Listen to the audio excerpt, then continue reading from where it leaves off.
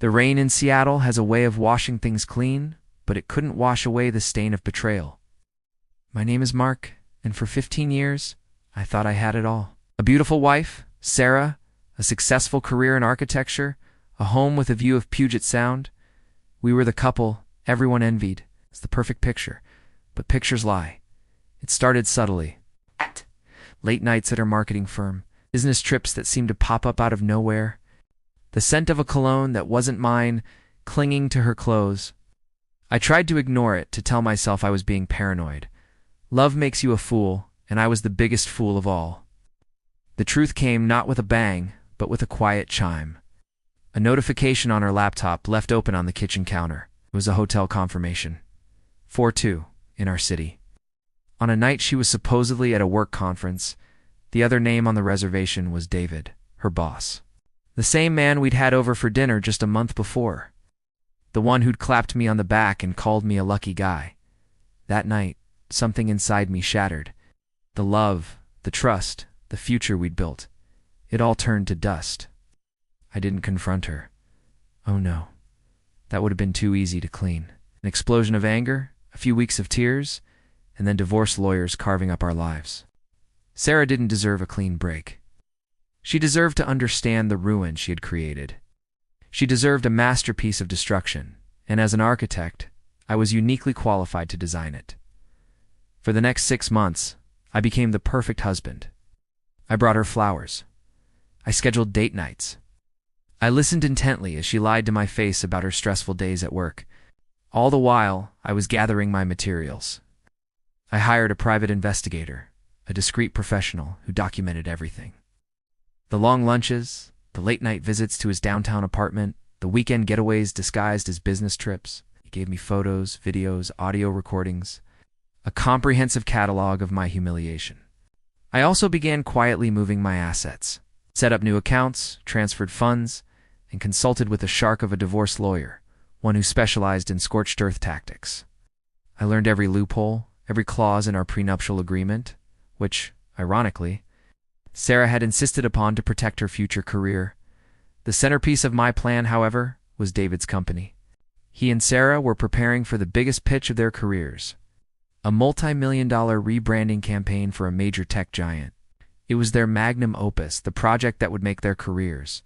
It was also the stage for my final act. I used my own professional network to get a meeting with the CEO of that tech company. I didn't mention David or Sarah. I simply presented him with an unsolicited alternative marketing concept, one I had secretly been developing for months with a freelance team I'd hired. It was bold, it was innovative, and it was 10 times better than the tired corporate speak I knew Sarah and David were peddling. The CEO was intrigued. He didn't make any promises, but he said he would keep it in mind. The seed was planted. The day of the big pitch arrived. It was also our 16th wedding anniversary. That morning, I made Sarah her favorite breakfast.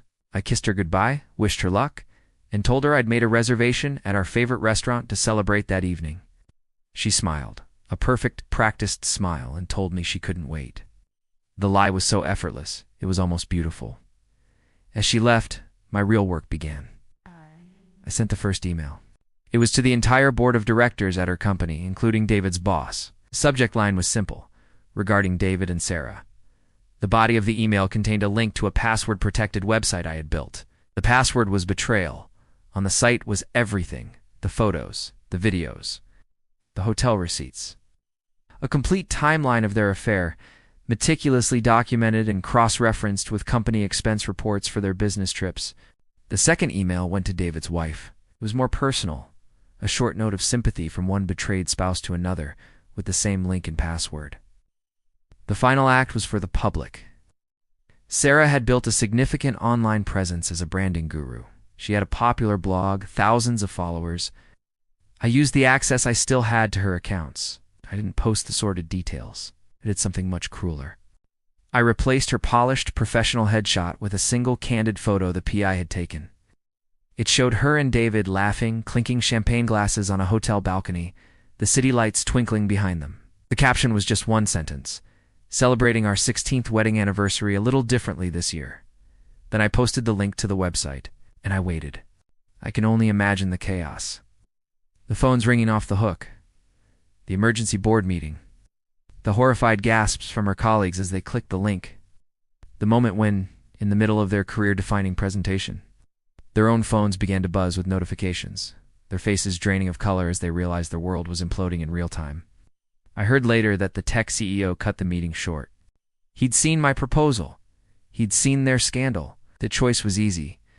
When Sarah finally stumbled home that evening, she was a ghost. Her makeup was smeared, her eyes were hollow. The swagger was gone, replaced by a terrifying, fragile silence. She saw me sitting in the living room, the lights dim, a single glass of whiskey in my hand. "Mark," she whispered, her voice cracking. I didn't yell. I didn't scream. I just looked at her, my face devoid of all emotion. "Your things are packed," I said quietly, gesturing to the suitcases by the door. "The divorce papers are on the table. You're to sign them. You get nothing. Our prenup is very clear about infidelity clauses. My lawyer is happy to explain it to your new, very public defender-level lawyer." She started to sob, a pathetic, broken sound. "How could you?" I took a slow sip of my whiskey. "You built this, Sarah. I just designed the demolition." She was ruined, fired in disgrace. Her professional reputation was obliterated. David's wife filed for divorce, taking him for everything he had. They tried to cling to each other, but their affair, born in the thrill of secrecy, couldn't survive the harsh light of reality and failure. I never saw her again. I sold the house, moved to a different part of the city. Sometimes, late at night, when the Seattle rain is tapping against my window, I think about her. I don't feel anger anymore. I don't feel satisfaction. I just feel quiet. The perfect picture was shattered, and all that's left are the pieces. But the pieces are mine. And in the silence of my new life, I'm finally building something just for me. Something real. Thanks for listening.